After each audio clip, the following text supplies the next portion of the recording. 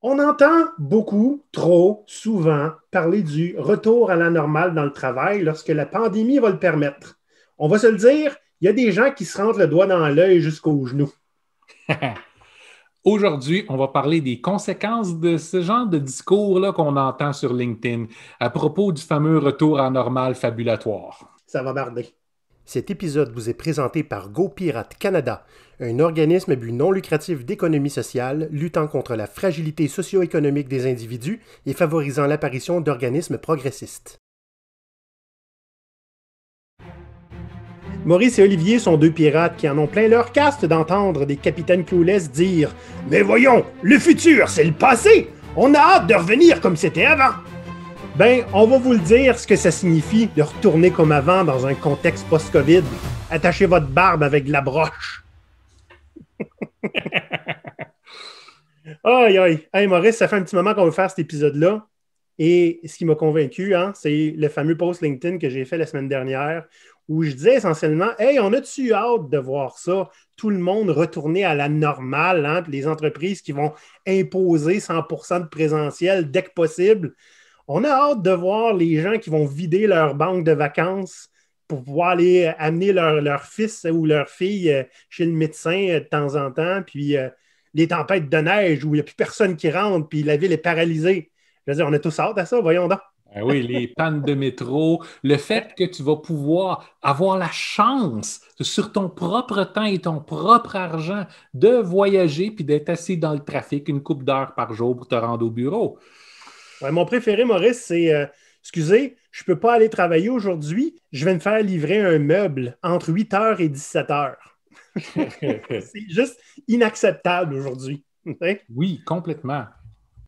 Si les entreprises veulent réellement avoir un vrai retour en normal, ça veut dire qu'il faut qu'ils arrivent à persuader chacun de leurs employés de s'installer confortablement les fesses dans les airs puis de reprendre le sapin qu'ils avaient profondément enfoncé avant la COVID. Tu sais, toutes les réalisations qu'on a eues en cours de la dernière année, le Hey, j'ai du temps maintenant. Hey, je peux avoir un horaire plus flexible.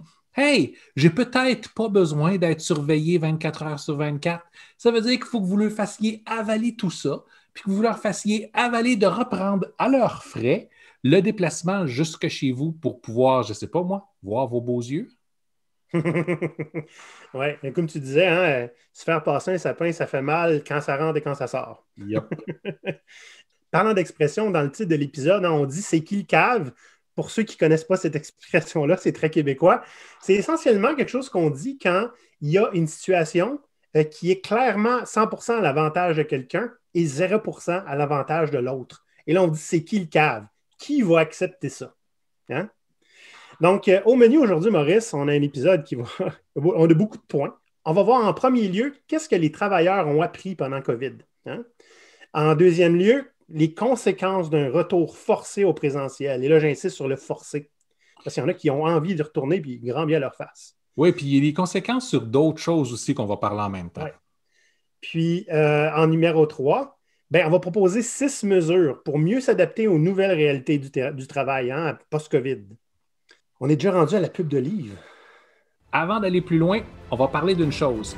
Comme vous êtes au courant, on travaille sur un livre, un manuel du pirate. Bien, ça s'en vient. La campagne de sociofinancement va commencer très bientôt. Et les membres de notre Patreon, qui sont au niveau armateur, pirate et plus, sont déjà en train de nous aider à établir la table des matières. Donc, si vous voulez vous assurer de ne rien manquer à propos du livre, je vous conseille de vous inscrire à notre liste d'envoi. Le lien va être dans la description de cet épisode.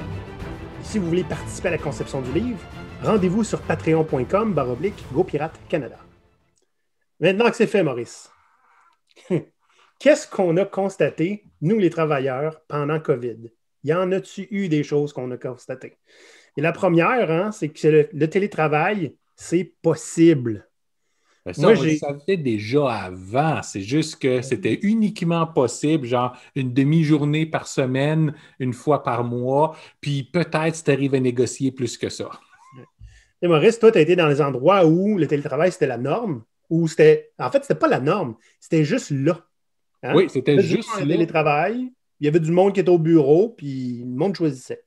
Puis, en fait, c'est rare que je vais parler d'une compagnie particulière, mais là, je vais le faire parce que c'est juste pour... Tu sais, on entend souvent, ah, on est une trop grosse compagnie pour pouvoir se permettre ça. C'était à Bell Canada. Bell Canada a des politiques, avait des pré-COVID, des politiques de télétravail de, écoute, tant que tu es là dans les réunions, tant que tu es là pour faire le travail, tant que tu es accessible, travaille d'où est-ce que tu veux.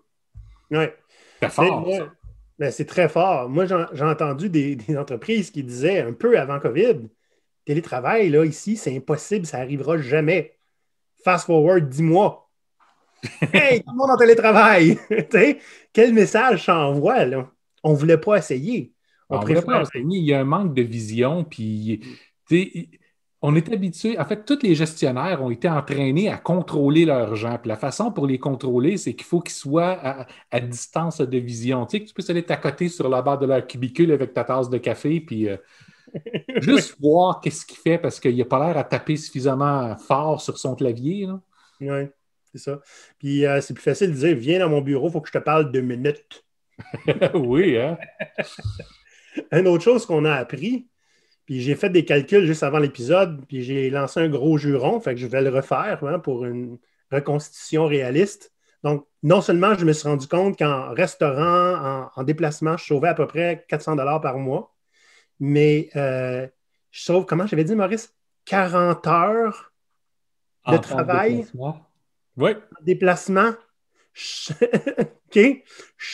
Attends, ça n'a pas de sens. Je vais faire mon affaire. 2 heures de déplacement par jour, hein? Aller-retour. Fois 5 jours semaine. Fois 4. 2 fois 5 fois 4, 40. Chris! OK. Fait que je viens de refaire le calcul live, Maurice. Je faisais 2 heures de voyagement par jour, 5 jours semaine, et ce, 4 semaines par mois. Ça me coûtait 40 heures par mois de déplacement. C'est une semaine de travail que ça me coûtait par mois. Chris! Hey, fâché, là. C'est bien la preuve à quel point tu aimais tellement ton emploi que tu étais prêt à travailler une semaine gratuitement en offrant probablement pas vraiment plus de valeur que les moments où tu étais payé. Ben, la seule valeur que j'y retirais, moi, hein, je ne le ferais pas, j'y retirais, c'est quand j'aimais ça aller travailler à vélo, c'était le fun. C'est le seul moment qu'il y avait de la valeur là-dedans. OK? Donc, je suis un peu soufflé là, parce que le calcul, je viens de le faire live. Là. Puis, je veux dire, c'est hors de question qu'on ne me paye pas ces 40 heures-là à l'avenir. Et encore là, je ne veux pas qu'on me paye, je veux juste pas les avoir à le faire. T'sais.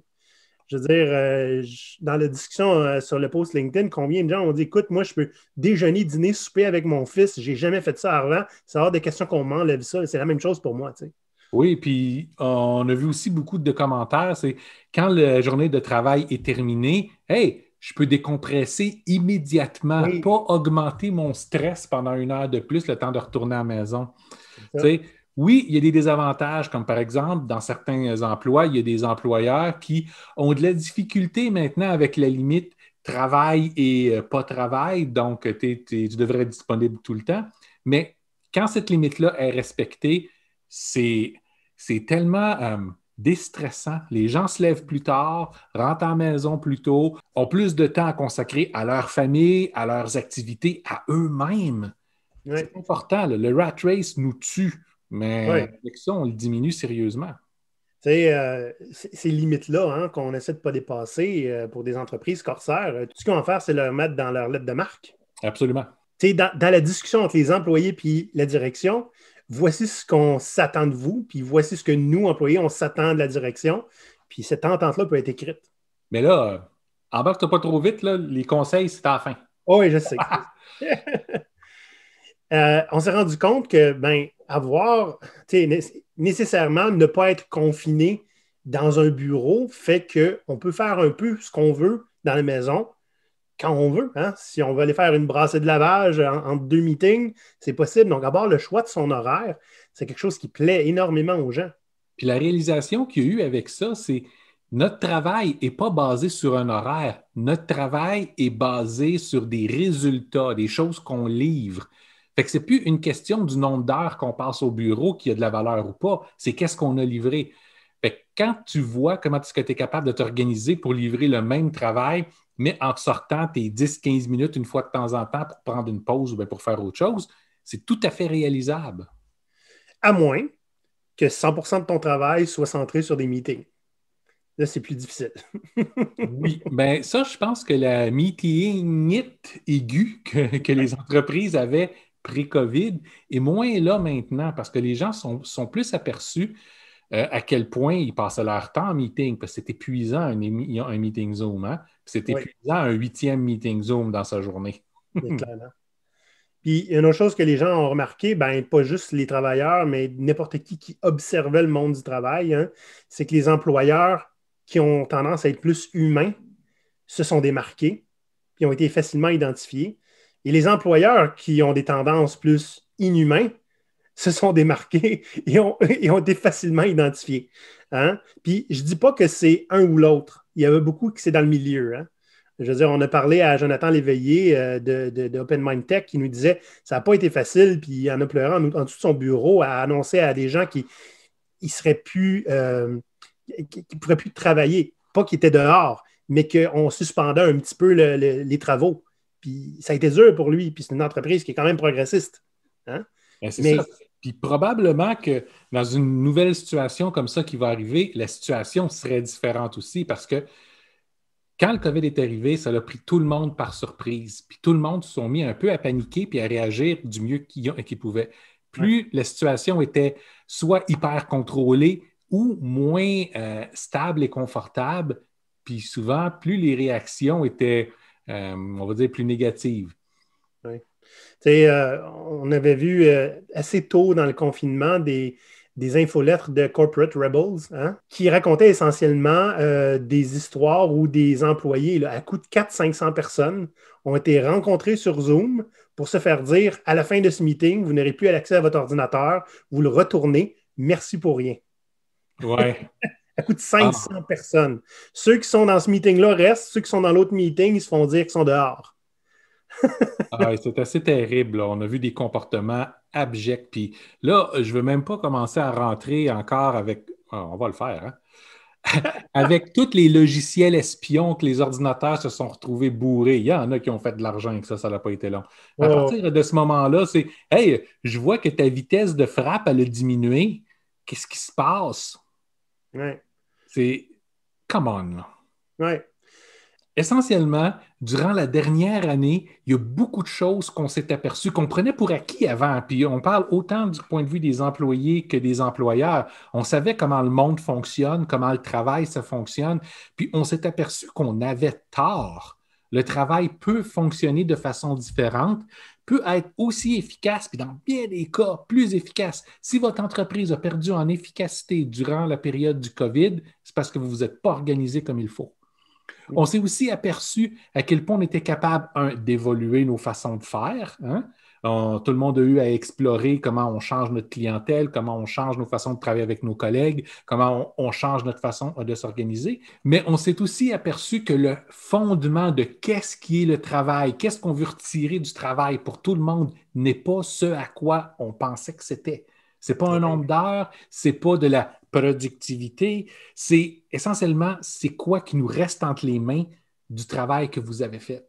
Le discours est complètement différent, puis on s'est aperçu qu'on n'a pas besoin des mêmes contraintes pour arriver à ça. Le travail est beaucoup plus, on va dire, simple que ce qu'on croyait. Oui, oui. Et tu disais tantôt aussi, il y en a qui en arrachent parce qu'ils n'ont pas su s'organiser. Il y en a, il y a des entreprises, c'est la première fois qu'ils avaient besoin de le faire pour vrai. Ben, c'est ça. Ça va comment? Un autre point qu'on s'est aperçu aussi, c'est à quel point on peut s'adapter à n'importe quoi. Ça, c'est positif et négatif. Dans le sens que du côté positif, on s'est aperçu, bon, on a une pandémie, on est tous pognés à la maison, on va tous virer fou, ce ne sera pas long. Ben non, finalement, on n'a pas viré fou. Puis, on s'est habitué à travailler à distance comme ça, à collaborer d'une façon différente, mais en même temps, on s'est aussi habitué à la présence des logiciels espions dans nos ordinateurs. Hein? On s'est aussi habitué à pas nécessairement avoir un bon environnement pour travailler parce que beaucoup d'entre nous autres n'ont toujours pas de place pour avoir un bureau à la maison. Quoique, énormément de gens de ménage présentement s'en vont un peu plus loin, dans des endroits un petit peu plus grands parce qu'ils sont aperçus que l'avenir, il est là. Oui, mais tu sais, c'est vrai, hein, beaucoup de monde à qui je parle en vidéoconférence sont dans leur salon, dans leur cuisine. Moi, j'ai la chance d'avoir un bureau qui est réservé à ça. Ben, c'est ça. C'était pas le cas dans mon appartement d'avant. Puis je Puis, virais fou. puis beaucoup de monde se sont habitués aussi au fait que les horaires de travail sont plus flous qu'avant. Donc, pour certains, c'est positif parce que ça veut dire que leur horaire est flexible. Pour d'autres, c'est négatif parce que ça veut dire qu'ils travaillent pendant tout ce temps-là. Mm. L'idée, c'est qu'on n'a pas encore tout à fait trouvé la bonne balance dans toutes les organisations pour que ce soit viable pour tout le monde. Oui. Donc, on a encore du travail à faire, mais tout ce qu'on a appris puis tout ce qu'on a réalisé, c'est significatif. Là. Maintenant, on a une base sur laquelle s'améliorer. Ouais. Voyons maintenant le deuxième point, Maurice. Qu'est-ce qui va se passer si on fait un retour forcé au présentiel? J'insiste sur le mot forcé. Hein? Puis moi, je ne voudrais pas insister sur le mot en présentiel parce que c'est un retour forcé sur les anciennes habitudes. Le présentiel, Ouais. c'en est juste une. Oui, oui, effectivement, Maurice, c'est un bon point. Mais pour moi, le présentiel représente un retour aux vieilles habitudes, soyons honnêtes. Fait que le retour en normal, ça veut dire plusieurs choses. Ça veut dire retour en présentiel pour tout le monde. Hein? Ça veut dire passer du temps en déplacement matin et soir. Ça veut dire avoir son patron qui nous respire dans le derrière du cou constamment. Ça veut dire avoir à travailler dans des milieux qui sont des fois très bruyants, qui nous empêchent de nous concentrer parce que, vous le savez, il y en a toujours un épais 2 cubicules plus loin qui va manger ses chips en criant au téléphone avec son client. OK? C'est de devoir se battre pour trouver une salle de meeting. C'est de devoir manger à des heures fixes ou s'organiser à des heures fixes. C'est de devoir sacrifier sa pause parce que ça donne que l'autre à côté a besoin de te parler à ce moment-là, puis c'est le seul moment qu'il va avoir. C'est un paquet de petites choses qui nous poussaient à bout. Ça veut dire essentiellement être correctement habillé, organisé, maquillé pour les dames ou pour les hommes. Euh, Mhm. Ça veut dire à tous les jours de devoir avoir une image qui va être parfaite, pour laquelle on ne ressent pas nécessairement l'envie ou le besoin de l'être. Ça veut dire de devoir s'accrocher un sourire dans le visage du matin au soir, sinon on va être étiqueté comme quelqu'un qui a un air de bœuf. Puis pour ceux qui ne sont pas des Québécois parmi vous, ce n'est pas quelque chose que vous voulez nécessairement être étiqueté. Ça veut aussi dire, Maurice, demander les permissions de faire du télétravail. Oui, avoir la chance de se faire dire non. Eh oui, l'honneur et la gloire. Fait que, ça demande beaucoup plus de surveillance puis de stress de tout le monde, puis beaucoup plus de sacrifices de tout le monde. C'est ça que ça veut dire un retour à la normale. Des sacrifices pour lesquels il n'y avait pas de bénéfice nécessairement. En fait, c'est ça c'est pas tant les sacrifices que les sacrifices qui apportaient rien à personne, sauf répondre aux besoins de contrôle de certains. Là. Puis s'il y a un gestionnaire ici qui me dit c'est pas si pire que ça, les gens peuvent continuer à faire ce qu'ils faisaient avant, comme quand ils étaient à la maison, mais écoutez, le nombre d'employés que vous allez avoir qui vont travailler pas de pantalon risque d'être particulièrement élevé. En pyjama. Ah, c'est bon. OK. Fait qu'on va voir ce qu'on pense, nous, vont être les conséquences de faire tout ça, d'accepter tout ça. Premier est assez évident, là. Un désengagement total de ceux qui ne veulent pas. Et surtout, des départs faciles. Parce que, soyons honnêtes, beaucoup d'entreprises modernes vont continuer le télétravail. Puis ceux qui ne le feront pas, qu'est-ce que vous pensez? Qu'est-ce qui arrive quand l'herbe est plus verte ailleurs, Maurice? C'est ça. Tu sais, Maurice, tu en as sorti une bonne lors d'une rencontre avec quelqu'un l'autre fois. Tu disais, une entreprise traditionnelle voit le télétravail comme une perte de contrôle, un bloquant, puis des risques. Hein? Puis une entreprise progressiste, en comparaison, va voir ça comme moins de bloquants pour ses employés et plus d'opportunités. C'est là que ça se départit. Là. Oui, oui, puis ce clivage-là est essentiel. Il faut comprendre où est-ce que votre employeur ou vous, en tant qu'entreprise, vous souhaitez vous positionner face à ce clivage-là. Donc, est-ce que vous voulez voir ça comme quelque chose de positif, ce qui veut dire que vous êtes capable de changer, d'évoluer, de vous adapter, puis de trouver des nouvelles façons pour travailler qui vont vous rapporter plus, pas juste en argent, mais en impact, en efficacité, puis je ne veux pas dire en productivité, parce que la productivité, ce n'est pas de l'efficacité. La productivité, c'est quoi la quantité de travail que tu es capable de faire, peu importe si ce travail-là a de la valeur ou pas.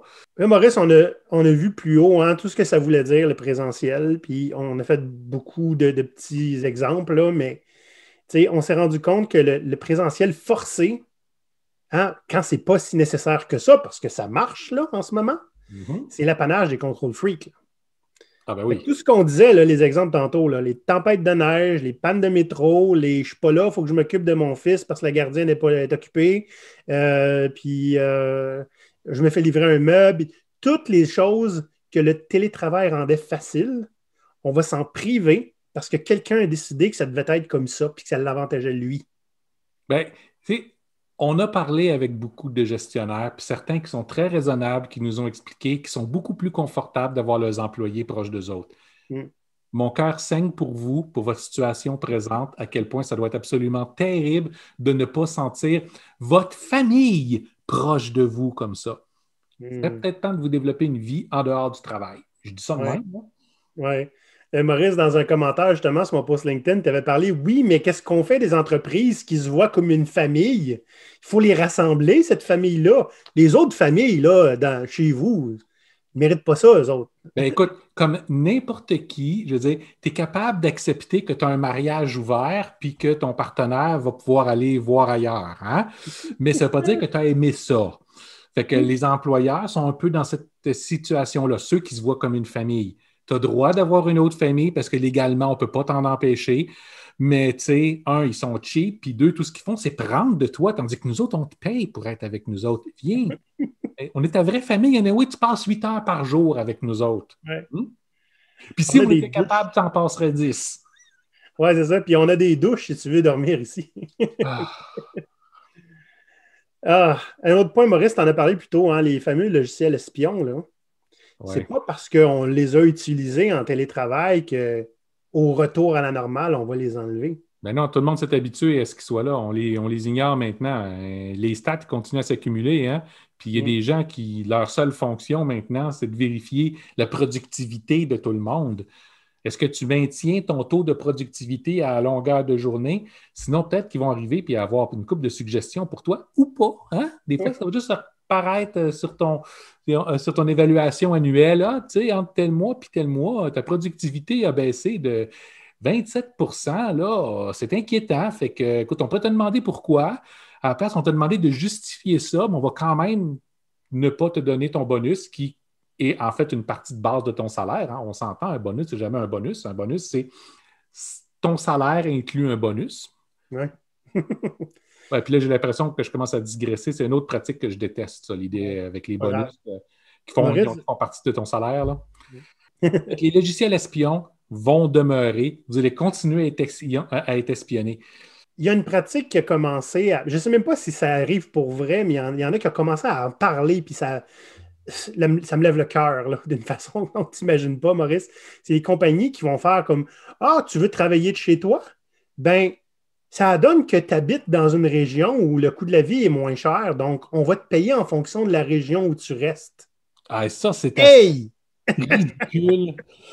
Premièrement, moi, ce que j'ai commencé à voir, c'était des posts sur LinkedIn où les gens disaient « C'est quoi la réduction de salaire que vous seriez prêt à prendre pour continuer à travailler à distance? 3 5 7 de votre salaire? » Puis ce que je trouvais ça super drôle, c'est que les gens, finalement, se sont réveillés parce qu'on se rappelle, là, il y a à peu près 1 an et demi, ce genre de discours-là, tu avais des gens qui allaient dire « Oui, je serais prêt à prendre une réduction de salaire pour avoir plus de contrôle sur mon horaire et travailler à partir de la maison. » Mais la réaction qu'on voit maintenant, c'est « Hey, il n'est pas question que je baisse de salaire une fraction de seconde continuer à travailler à partir de la maison. Je vais te charger pour y aller travailler en présentiel maintenant. » Et on s'est aperçu que ce n'était pas quelque chose d'exceptionnel, de magique, puis que c'était tellement un sacrifice énorme pour l'employeur de te permettre de travailler à distance. Bien là, quand on est rendu à parler de, dépendamment de la région dans laquelle tu es, on va te payer en conséquence, on va te descendre ton salaire parce que tu es trop loin en région.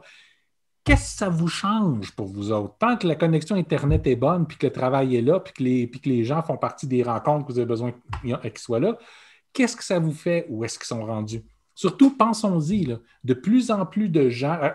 regardez l'industrie de l'immobilier, là, présentement. Tout le monde part de la ville, sort de la ville, achète des maisons un peu plus grandes à des endroits qui sont abordables parce qu'ils sont aperçus qu'ils n'ont plus besoin d'être au cœur des grandes villes.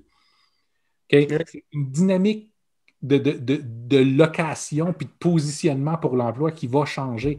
Fait que ça, il faut faire attention pour pas que ça devienne un piège. Oui. Puis, je veux dire, qu'est-ce que ça signifie, là, cette mentalité-là? Tu ne veux pas me payer en fonction de la valeur que j'apporte, tu veux me payer en fonction d'où j'habite. Non, mais ça, c'est la même mentalité qui est là depuis tout le temps. Hein? Je sais que moi, j'ai une fourchette entre, je sais pas, moi, 70 puis 90 000 pour te payer. Bien, si je suis capable de te payer en bas de 70 000, je vais le faire, puis je vais être content, puis je vais réussir à t'avoir eu pour pas cher. Peu importe le fait que toi, tu ne seras pas content, puis quand tu vas te rendre compte que tu es payé plus bas que tes coéquipiers pour le même travail, que tu vas avoir du ressentiment, puis ton implication va diminuer. C'est vraiment une question de... C'est toutes des discussions zero-sum. Hein? Ça en prend un qui gagne, ça en prend un qui perd, puis c'est toi qui vas perdre, pas moi. Oui. Tu sais, Maurice, nous, comme consultants, il n'y a rien qui nous empêche de faire la même chose. Hein? Ah, c'est une compagnie de Montréal, ça? 20$ de l'heure de plus? Ah, ben oui, pourquoi pas, ils ont un moyen. Oui, à Longueuil, ça coûte moins cher. Hein? Je n'ai pas besoin de traverser le pont. Tu as télétravail ou pas. Pas grave, ça. Bon, là, Maurice, on va voir qu'est-ce qu'on propose. Hein? Puis on propose 7 affaires. On avait dit 6, mais c'est 7 propositions qu'on a. Et qu'on en propose des choses. Et qu'on en propose. Mais on a des solutions pour vous autres. Ah, c'est fou. La première affaire que je veux qu'on mette au clair, c'est que là, on parle beaucoup de télétravail. On n'est pas nécessairement des radicaux qui veulent le télétravail à 100%. Puis c'est pas ce qu'on prône, OK? Non, on prône des options, puis des choix, puis de la flexibilité. C'est ça. Puis ça, c'est le premier point. Ce qu'on vous propose, c'est de comprendre en tant qu'employeur et employé qu'une vraie flexibilité de travail, c'est une flexibilité où les travailleurs sont en contrôle des paramètres. Maurice, si je te dis, oui, tu vas travailler à la maison les vendredis seulement, tu trouves-tu que c'est flexible? Je te l'impose. Ben non, c'est pas flexible. Ça peut être que moi, ça donne que je garde mes enfants jusqu'au lundi matin. Puis à ce moment-là, moi, c'est le lundi matin que j'aurais besoin de rester à la maison. L'idée aussi, c'est non seulement être en contrôle des paramètres, mais avoir le choix de quand c'est nécessaire. Tu sais, j'avais un ancien collègue qui a écrit justement en commentaire sur mon post LinkedIn, tu sais, il dit c'est comme aller au café, là, hein, aller travailler au café. J'aime ça, aller travailler au café à côté de chez nous. Mais si j'étais forcé, ça ne me tenterait pas. Hey. Il va de mon plein gré. C'est ça qui est le fun. Fait que d'avoir le choix d'aller en télétravail quand tu as besoin, puis d'avoir le choix d'aller au bureau quand tu as besoin, tu t'ennuies, tu as besoin d'un peu de social, c'est cette flexibilité-là. Tu sais, j'arrête pas de dire, je trouve ça dangereux, un employeur qui sait ce qui est bon pour le monde. Il sait ce qui est bon pour lui. Tu sais? Oui. C'est ça. Nous, Maurice, on porte des grands vêtements, hein, parce qu'on est bien nantis en termes de poids. Puis, essayer de forcer une solution qui va plaire à tout le monde, on appelle ça le one size fits all. Mais nous, là, les gars comme nous, on sait que one size fits all, on ne rentre pas dedans. On sait c'est quoi. C'est one size fits none. OK? Il faut qu'on crée nos propres vêtements dans ce temps-là. Essentiellement, mais peut-être ce qu'on propose, c'est si vous n'avez pas de flexibilité, créez votre propre job.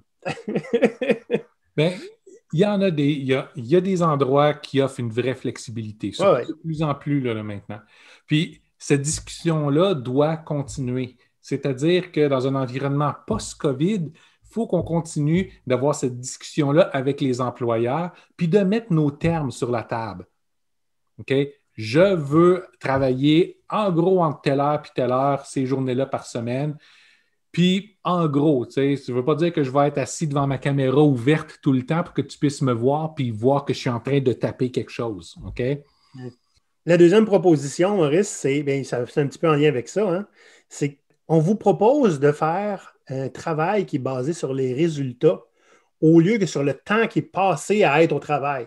Essentiellement, tu sais, je peux être dans mon bureau 10 heures, mais j'ai produit pour l'équivalent de pas grand-chose. Ben, ça, en télétravail, ça ne marche pas. Ça, c'est la différence entre du travail pour un impact, donc faire avancer l'organisation, puis du travail pour le contrôle, donc s'assurer que tu vas être assis là où est-ce que tu es censé être assis.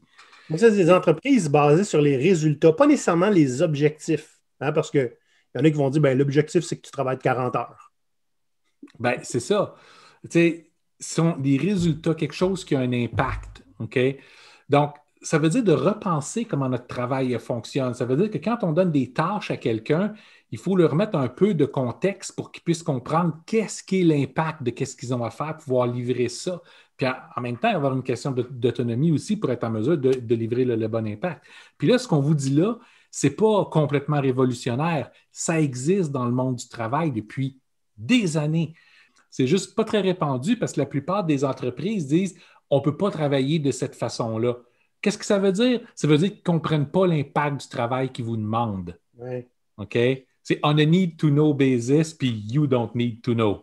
Fait que probablement que la personne qui vous demande de travail à faire ne comprend pas plus l'impact de ce qu'elle vous demande non plus, tellement il y a de secrets.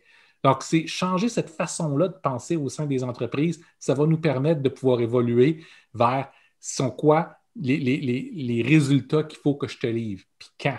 À ce moment-là, c'est plus facile de se développer une flexibilité pour être en mesure de travailler quand on se sent le mieux pour travailler, puis de pouvoir livrer ces résultats-là. Ça nous amène au quatrième point qui est beaucoup en lien, hein, c'est qu'on propose de générer des discussions qui vont demander plus de contexte et de pourquoi. Fait que si tu veux comprendre, si tu veux que les gens aient la moindre idée de la valeur de ce qu'ils apportent, il faut que le pourquoi soit au cœur de toutes les discussions du travail. Oui, mais on n'arrête pas de le dire, nous, depuis longtemps, travailler pour la valeur et l'impact, pas pour le plaisir de faire du travail. Parce que, je veux dire, n'importe qui serait capable de pouvoir taper sur chacune des touches de son clavier à répétition pendant 8 heures de temps. Ça ne veut pas dire que tu es efficace, ça ne veut pas dire que ton salaire est justifié. Ça veut dire que quelqu'un utilise ton temps à faire quelque chose. Oui, c'est ça. Quand on parle de flexibilité comme ça, puis ça, c'est l'autre point d'après, c'est ça ne veut pas dire l'anarchie où tout le monde fait ce qu'il veut, puis il n'y a plus aucun espèce d'horaire, puis personne n'est capable de s'enligner. Parce que l'argument, là, on le connaît. Oui, mais tu sais, des fois, il faut qu'on puisse s'accorder sur des choses.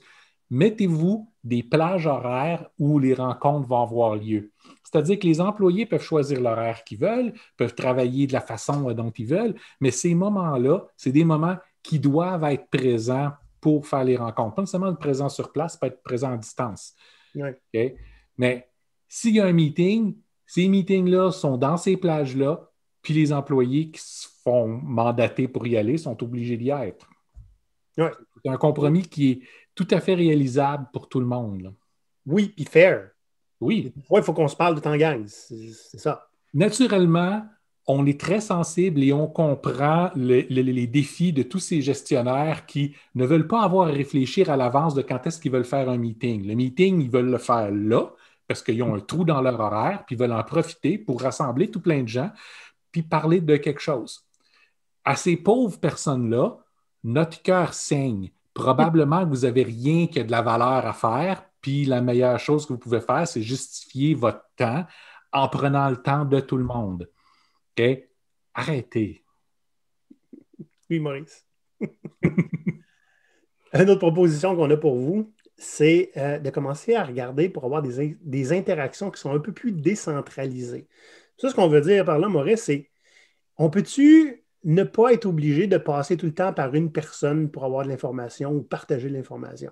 Oui, mais tu sais, la personne qui s'est aperçue qu'il n'y a aucun rôle pertinent dans l'entreprise puis qui a réussi à se rendre impossible à faire mettre dehors simplement en contrôlant le flot de l'information, qu'est-ce qu'a fait cette pauvre personne-là? Elle meurt. Je dirais, il faudrait probablement plus qu'elle se trouve quelque chose de pertinent à faire puis d'avoir un rôle qui a de l'impact dans l'organisation, mais OK, si tu préfères qu'elle meure. Elle meurt de chagrin. Mais non, ça, c'est tout à fait vrai. Écoutez, des contacts d'humain à humain, tu as besoin de parler à quelqu'un, ben parle-y. Parle pas à ton boss pour qu'il parle à son boss, pour qu'il vous organise un meeting entre les deux, puis si possible avec les boss présents, puis que les boss finissent plus à définir le meeting pour être sûr que personne ne perde de pouvoir sur l'autre. Là. On est tous du monde, on est tous des adultes, on est tous capables de se parler. Donc, soyons plus accessibles aux gens, Puis, n'hésitons pas à aller demander aux bonnes personnes. On appelle ça des interactions décentralisées. Puis, une organisation va se décentraliser d'elle-même quand ce genre d'interactions-là vont se multiplier. Ouais. L'avant-dernier point qu'on propose, c'est de mettre davantage de ressources disponibles en self-service aux employés. Ça, j'aime ça. Quand tu en as besoin. Quand tu en as besoin, tu vas te servir toi-même. C'est une affaire d'absolument terrible. Puis là, je vais parler des banques parce que j'ai eu à travailler avec notre banque assez régulièrement pour l'entreprise cette année. Et, tu sais, s'il y a quoi que ce soit, vous êtes capable de nous envoyer un courriel, vous êtes capable de rentrer en chat avec nous, vous êtes capable de nous appeler, puis que la réponse dans tous les cas, c'est ben, appelle-nous. Puis quand tu appelles, il n'y a pas personne qui répond. Fait qu'après une demi-journée que tu es en attente, il y en a un qui te répond puis dit ben, tu devrais nous envoyer un courriel pour ça. Hey!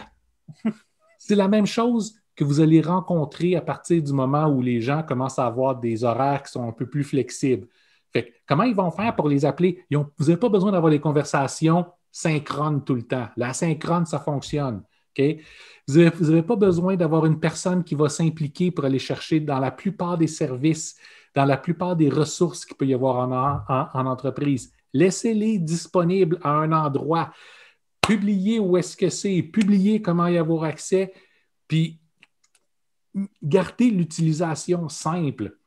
Puis vous venez d'enlever, si c'est juste une question d'argent, là, vous venez de couper du overhead de gens dont la seule et unique fonction, c'est d'être l'intermédiaire entre le service et l'utilisateur. Okay? Rendez ça simple, puis vous venez de sauver cet argent-là. Absolument.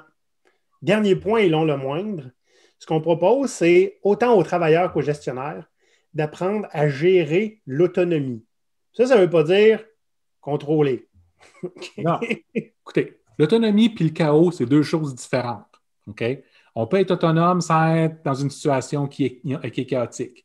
Ce qui veut dire que nous, en tant qu'employés, il y a une question d'être imputable de ce qu'on fait. T'sais, on parle souvent de l'imputabilité, c'est quelque chose qui nous est imposé. Ah, ben toi, je te nomme imputable. Mm-hmm. Non, c'est pas ça. L'imputabilité, c'est d'être capable de pouvoir justifier qu'est-ce que vous faites. Okay? C'est d'être capable d'agir avec un peu de réflexion. T'sais. On sait qu'on veut aider l'organisation à atteindre ses objectifs. C'est ce que n'importe quel employé bien intentionné veut faire.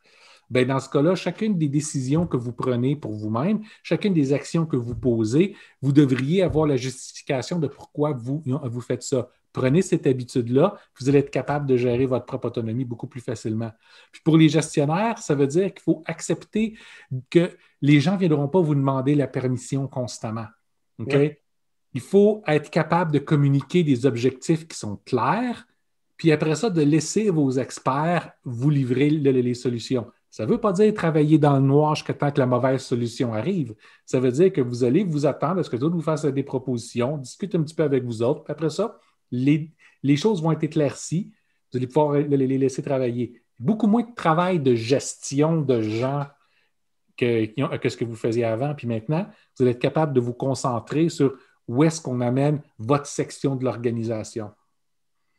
Et c'est regarder en avant plutôt que de regarder en arrière. Oui, c'est ça. Ou de regarder le présent tout le temps. Ben, c'est ça. Ouais. Et ça, c'était nos 7 propositions, Maurice. Puis, si vous êtes des directeurs, des dirigeants, des gestionnaires, puis que vous avez besoin d'aide pour mettre ces affaires-là en place, on peut vous aider. Oui. Oui, Maurice, oui. Oui. On a développé un service à faire qui est fait en petits blocs de 4 heures. Donc, c'est fait pour que ce soit abordable pour n'importe qui. On va discuter d'un problème avec vous, vous aider avec des conseils, vous aider avec de l'accompagnement. Puis, il n'y a pas de grande entente à long terme. N'importe quelle entreprise est capable de se payer ça. Puis c'est ça qui est l'idée, là. Okay? Que vous ayez accès à l'aide que vous avez besoin pour avoir du succès. Merci, Maurice. Bon, Maurice, là, si jamais on a des offres, là, des gens qui voudraient absolument qu'on fasse du coaching, mais en présentiel, là, qu'est-ce qu'on fait? Est-ce qu'on charge des prix de livraison de la valeur?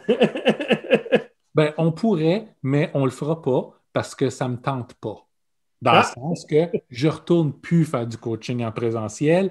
c'est pas nécessaire. Puis à chaque fois que j'y vais, tout le monde s'attend à ce qu'il faut que je reste plus longtemps. Fait qu'à ce moment-là, ben, ils me font venir pour des journées entières. Puis je passe la moitié de ma journée assis sur une chaise à produire rien de valeur, à moins que mon employeur me dise, ben, comme tu fais rien d'autre, voici, j'ai du travail pour toi pour t'occuper. J'ai bien d'autres affaires à faire, là.